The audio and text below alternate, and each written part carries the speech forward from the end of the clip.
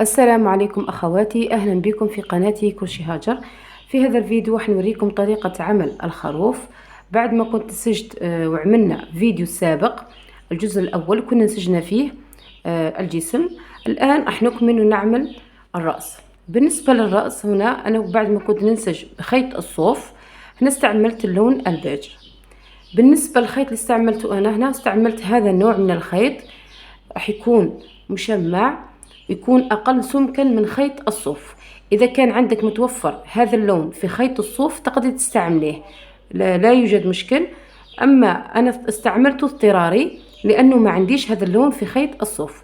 إذا راح استعمل هذا النوع من الخيط راح يكون أقل سمكا من خيط الصوف. بداية راح نبدأ بالرأس.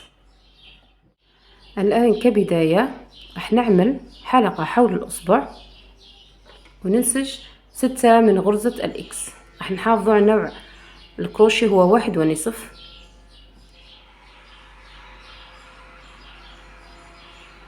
راح ننسج 6 من غرزة الإكس.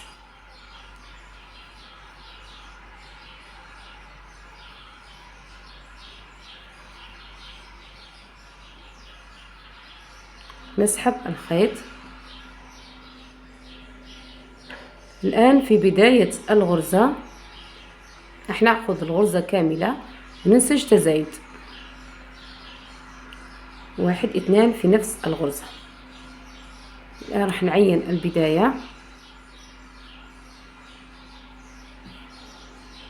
نكمل نسج أيضا تزايد، راح نكرره 6 مرات.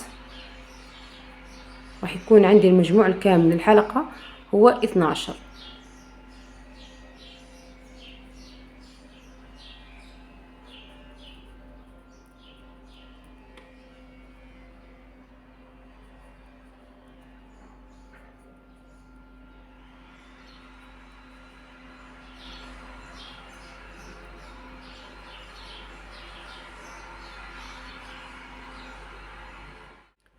الآن نرتفع للحلقة 3.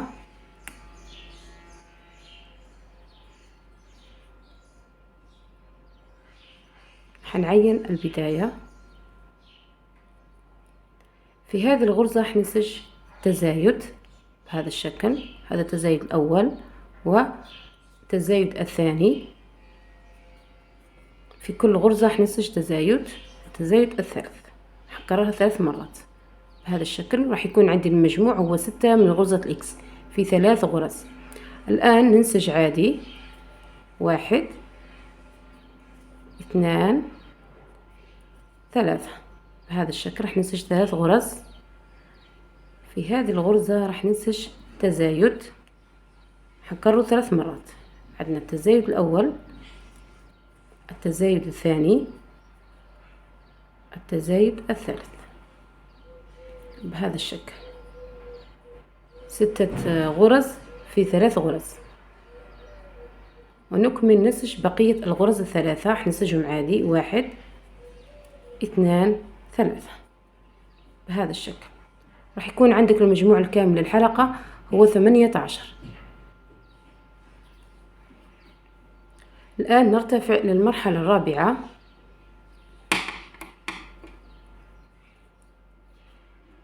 نعين البداية. في هذه الحلقة راح ننسج عادي بدون زيادة أو نقصان، نحافظ على نفس المجموع هو 18 من غرزة إكس. وراح نرتفع ب7 حلقات على كامل الحلقة. راح نرتفع ب7. لاحظوا معي بعد ما ارتفعت ب7 حلقات وحافظت على نفس المجموع هو 18 من غرزة الإكس. الآن من البداية حتى النهاية كنا نسجنا وارتفعنا ب10 حلقات. إذن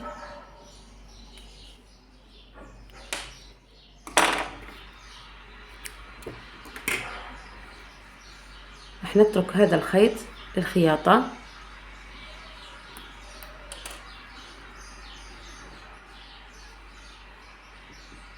الآن راح ننسج هذا الجزء.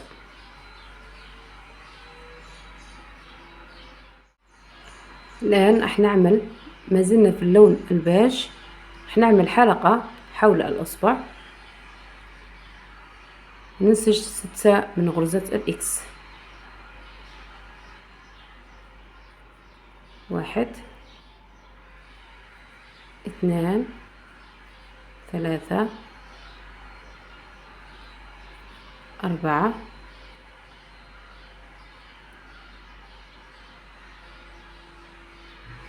5 6 بهذا الشكل. الآن راح ننسج في البداية أيضا تزايد،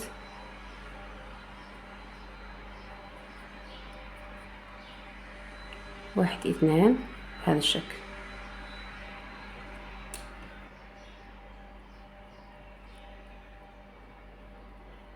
الآن ننسج في كل غرزة تزايد، راح نكرره 6 مرات، راح يكون عندي المجموع الكامل للحلقة هو 12.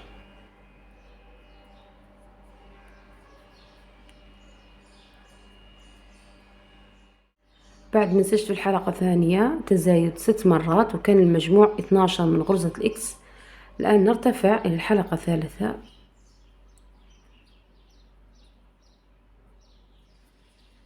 أيضا راح ننسج تزايد في الغرزة الأولى وتزايد أيضا الثاني، غرزتان في كل غرزة، وتزايد الثالث بهذا الشكل. راح يكون عندي المجموع هو 6 من غرزة الإكس. الآن نكمل نسج 3 من غرزة الإكس عادي، 1 2 3. الآن ننسج تزايد أيضا 3 مرات، عدنا تزايد الأول وتزايد الثاني، تزايد الثالث.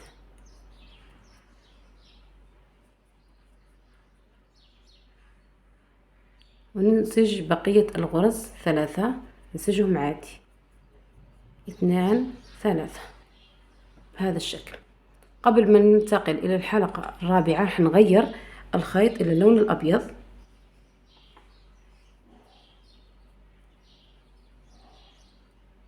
بهذا الشكل.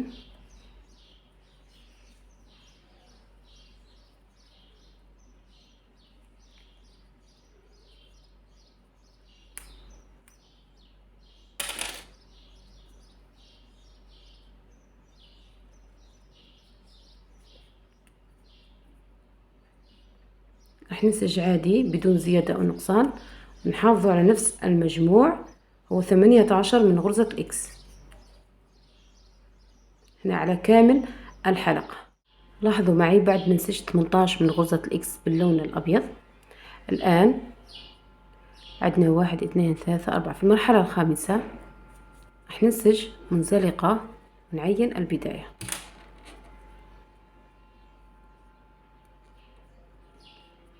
الآن راح ننسج سلسلة فيها 4، راح نأخذ النصف من الخارج وننسج منزلقة.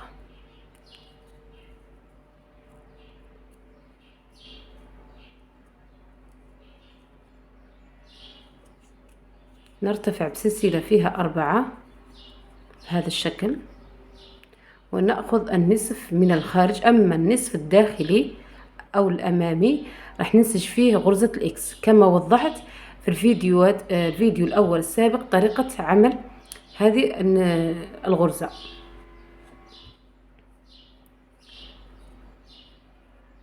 راح نأخذ النصف من الخارج وننسج 4 سلسلة بهذا الشكل على كامل الحلقة.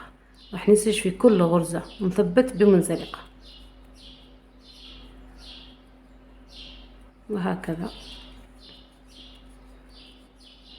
لاحظوا معي الشكل اللي تحصلنا عليه.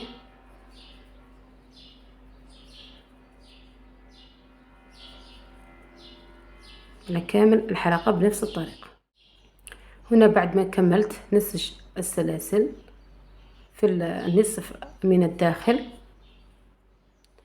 الآن النصف الأمامي راح ننسج فيه غرزة الإكس لاحظوا معي هنا راح ننسج بمنزلقة بعد ما عملت سلسلة فيها 4، نثبت البداية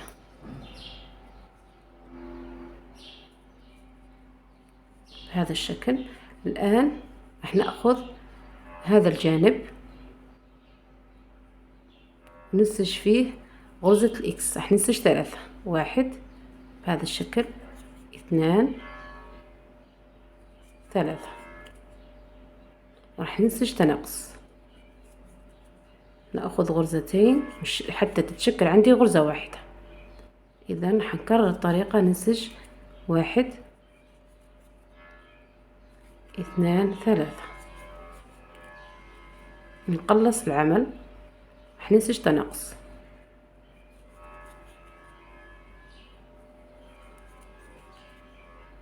بهذه الطريقة على كامل الحلقة. لاحظوا معي هنا بعد ما نسجت 3 غرز من غرزة الإكس، الآن راح نغلق بمنزلقة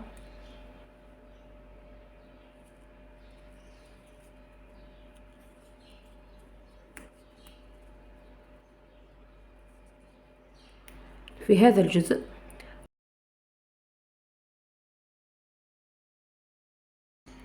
الآن راح ننسج سلسلة فيها 4، نأخذ النصف الأمامي نفس الطريقة اللي عملناها سابقا، سلسلة فيها 4 ونثبت بمنزلقة، وهكذا راح نكمل الحلقة، نصف الأمامي فقط بهذا الشكل على كامل الحلقة. الآن نرتفع الحلقة 8 بعد ما ثبت بمنزلقة. الآن راح ننسج عادي غرزة الإكس بدون زيادة أو نقصان، ونحافظ على نفس المجموع بهذا الشكل.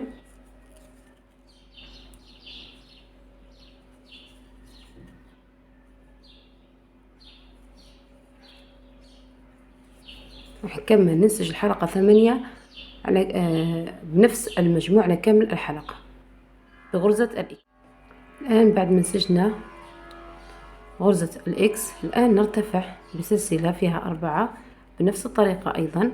راح نأخذ النصف الأمامي ننسج ونغلق بمنزلقة، وهكذا راح نثبت بمنزلقة في النصف الأمامي من الغرزة بهذا الشكل على كامل الحلقة.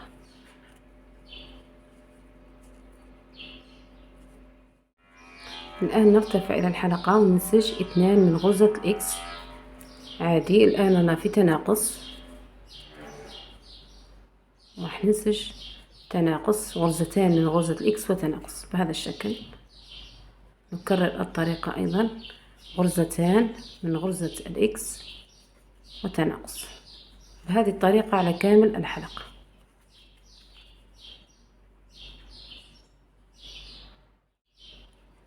احنا بعد ما نسجنا غرزتان من غرزة الإكس وتناقص بنفس الطريقة راح نعمل جزء السلسلة بهذا الشكل، ونأخذ النصف الأمامي وهكذا حتى نكمل الحلقة.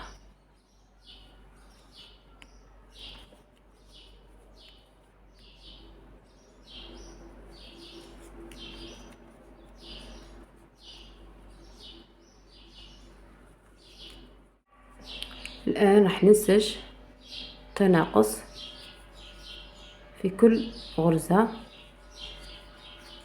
نكرر الطريقة. راح ننسج أيضا تناقص، نأخذ غرزتين حتى تشكل عندي غرزة واحدة، أيضا تناقص حتى نغلق الرأس بهذا الشكل.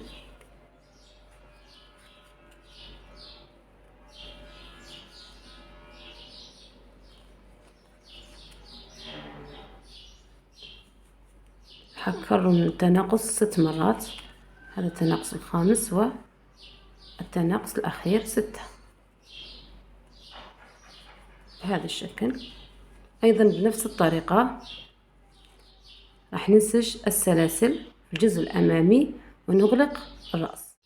الآن بعد ما ثبت ونسجت الجزء السلاسل، الآن راح نغلق الرأس بهذا الشكل.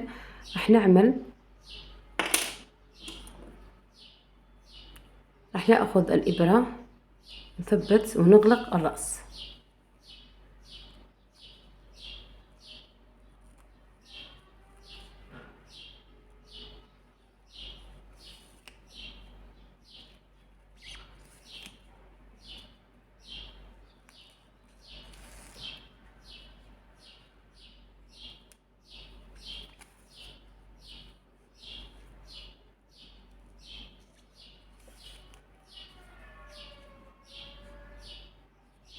نعمل خياطة بهذا الشكل.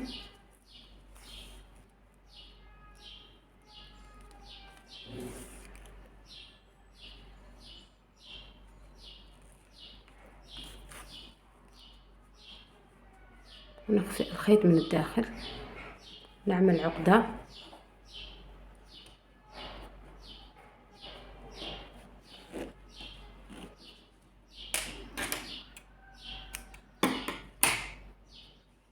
بهذا الشكل. كنا خلصنا هذا الجزء، الآن راح نثبته مع الجزء الآخر حتى يتكون عندي الرأس.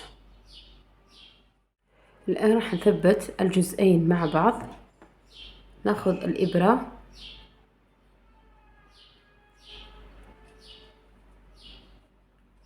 لاحظوا الخياطة حتكون بهذا الشكل.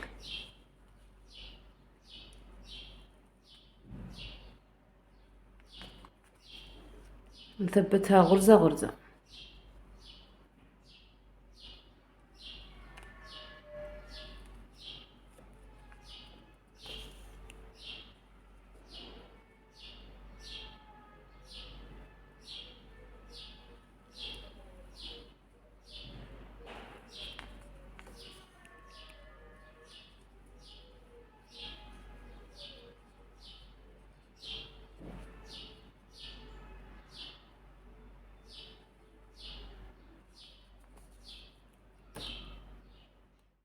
هنا كنت عملت حشو بالصوف قبل أن نغلق الجزئين مع بعض.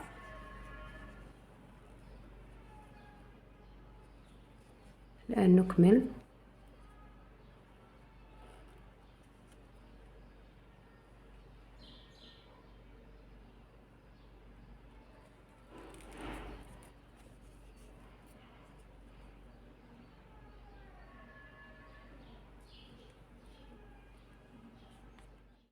الآن بعد ما ثبتنا الجزئين مع بعض راح نجيب اللون المارو بالإبرة، راح نشكل العين بهذا الشكل.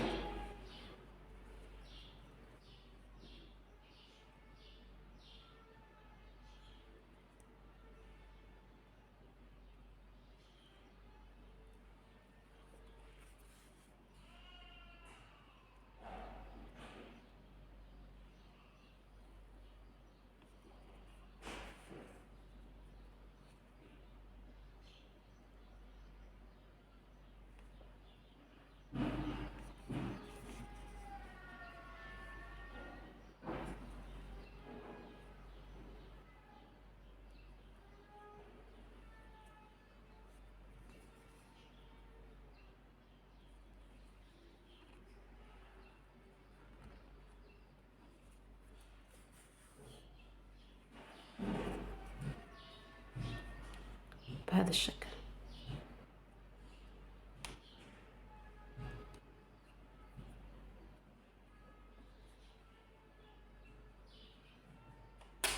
راح نخفي الخيط من الداخل.